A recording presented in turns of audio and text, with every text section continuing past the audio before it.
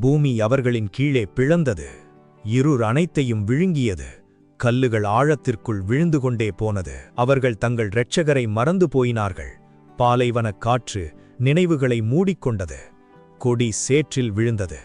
சத்துருவின் கால்கள் பரிசுத்தமானதின் மேல் நடந்தன. அவன் தனியாய் பாலைவனத்தில் அலைந்தான். பசியோடு தாகத்தோடு. நகரமில்லை, இளைப்பாறுதலுமில்லை. அப்பொழுது அவன் கர்த்தரை நோக்கி கூப்பிட்டான். வெங்கல வாசல்கள் உடைந்து விழுந்தன. வெளிச்சம் இருளை நிரப்பியது. மரணத்தின் விளிம்பிலும் இரக்கம் கீழே இறங்கியது. மிகவும் பலவீனமான கூப்பிடுதலைத் தொட்டது. புயல் அமைதியானது. கடல் கண்ணாடி போல ஆனது.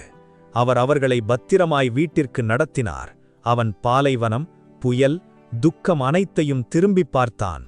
பின்பு கர்த்தரின் மாறாத அன்பை அறிந்து கொண்டான். பூமி பிளந்ததை நீங்கள் பார்த்தீர்கள். மணலில் மூடப்பட்ட நினைவுகளை பார்த்தீர்கள். பாலைவன அலைச்சலை பார்த்தீர்கள். உடைந்த வாசல்களை பார்த்தீர்கள். இருளுக்குள் இறங்கிய இரக்கத்தை பார்த்தீர்கள். அமைதியான கடலை பார்த்தீர்கள். இப்போது நீங்களே வாசியுங்கள். சங்கீதம் 106 மற்றும் 107.